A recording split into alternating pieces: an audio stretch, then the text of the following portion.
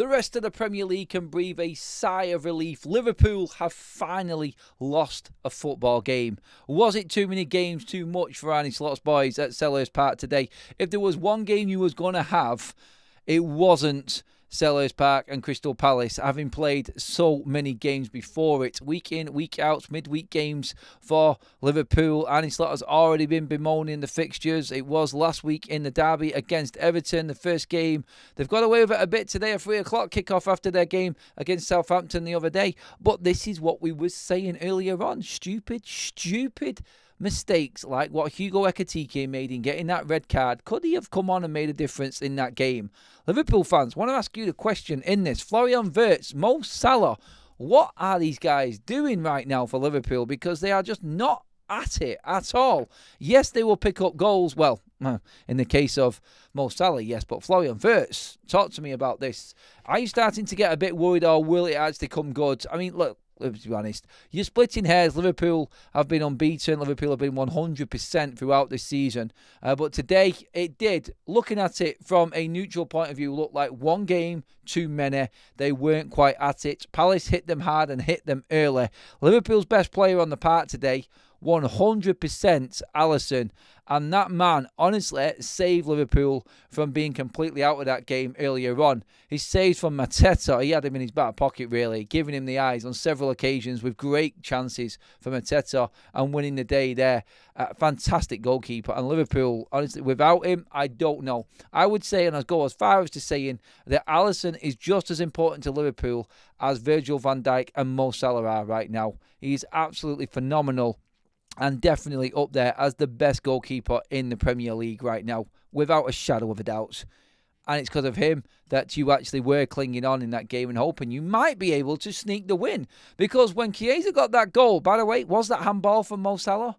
Not too sure about that one. I could see that being disallowed from them replays, but then again, look, they'll make their own rules up, VAR. I think it's been a disgrace this weekend, VAR. And it is causing and taking so much enjoyment out of the game, but not for the Crystal Palace fans.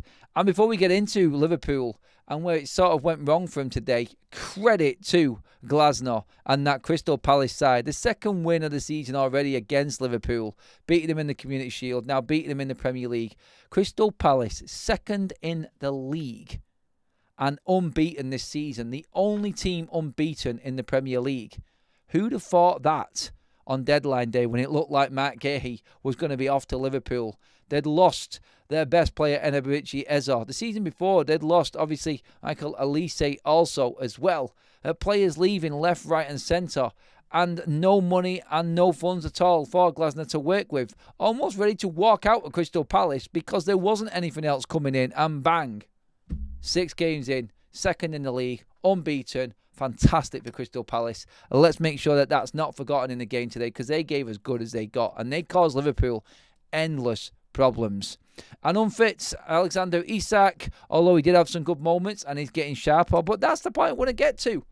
Isak, not quite cutting it. So what do you need? You need another option. You don't always want to be bringing on young Rio, a young teenager. Shouldn't be relied on in games like that for Liverpool. It should be Hugo Ekitike.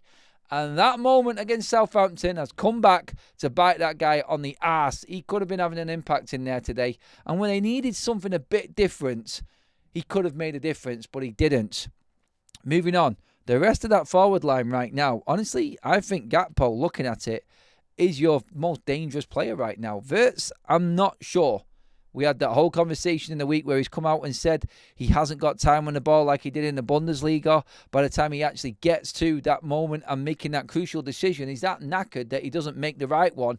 And that's the intensity of the Premier League. Look, as a United fan, I've been bemoaning what Ruben Amorim's system is in the Premier League, how it works in Portugal, but the intensity of the Premier League does not allow it to work. You have to adapt. I'm sure Florian Wirtz will adapt in time, but at the moment, he probably is the biggest disappointment in Liverpool right now. He hasn't been at it at all, and again, I think the game passed him by today. Some alright moments, but that is why Liverpool brought you in, to win games like that. And that is what you didn't offer today for Liverpool. So for me, yeah, Florian Wirtz has been a big disappointment for Liverpool so far this season. And that's, again, when you look at it, when you break it down, is the issue right now there. I feel. It's the adapting to the Premier League and the intensity of it. Chiesa right now, when he comes on, looks like a real threat for Liverpool. And you could just see it. It looked like the writing was on the wall. There was another chance coming for Liverpool. And again, an injury time goal would get them the points. It turned out to be the other way. And funnily enough, helping their rivals Arsenal out was former striker Nketiah at the other end in the 97th minute. Klopp doing his nuts on the sidelines. Not happy one bit. But Liverpool deserved to lose that game, I thought, today. They weren't at it. They weren't clinical at all. And Crystal Palace had the better chances, I thought. They really did play well today, Crystal Palace, and deserved the 3 points and all the praise that's coming their way. Because we can say Liverpool were off it. Palace still needed to take advantage of that there today. Credit to Mateta, credit to their whole team there today. Adam Wharton in his cameos first game back was absolutely outstanding in midfield. I thought he was more than capable of handling Liverpool's midfield, and you can see why Liverpool want Wharton, and he is a wanted man. He was fantastic in there, absolutely fantastic. But Arne Slot there at the end, looking a little bit, I think he felt hard done to with that injury time goal there. I think there was a big look for offside. It was proved on VAR that it wasn't offside in Nketiah's goal. But look, I'm sure Arne Slot is talking right now after the game. There'll be a few decisions he wasn't happy with. But at the end of the day, you got to lose at some point. And it just looked like it was one bridge too far for Liverpool today. And Crystal Palace was not the game that Liverpool needed. They have got that sort of in and out record at Selhurst Park already. So, yeah, it was going to be tough. But what about Crystal Palace? What about that performance? Again, they're showing everybody how you can play against Liverpool. Kanate for Liverpool, by the way, I'm not rating him at all. He looks like the weak link. It is a shame that the young Parma defender actually got injured and he's out for about a year for Liverpool, because he could really be a tool for Liverpool, or would have been a tool for Liverpool this season. And is it Leone, I think it is, the guy who's got injured? That's devastating for Liverpool, because Kanate, he's not up for it. I'm telling you right now, he is weak. I know you're going up against a beast in Mateta, but Kanate is not that. He's not the right partner, I don't think, for Van Dijk. And Liverpool will suffer because of him, I feel, more than anybody else. And positive that Liverpool have got some players coming back from injury. Frimpong is now getting more game time as well. Obviously, Isak is back. Ekitike will be back in a week as well for the Champions League. But did that cost them? Did they need an Ekitike at the end of that game there today just to give them something a little bit different?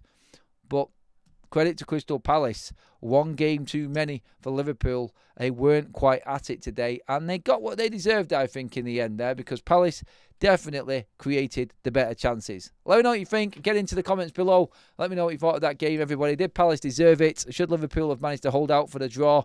And again, is it a case of too many games for these players and too much at the highest level? Got your comments in. Hit that subscribe button up on your screen. I'll see you in the next video, everyone.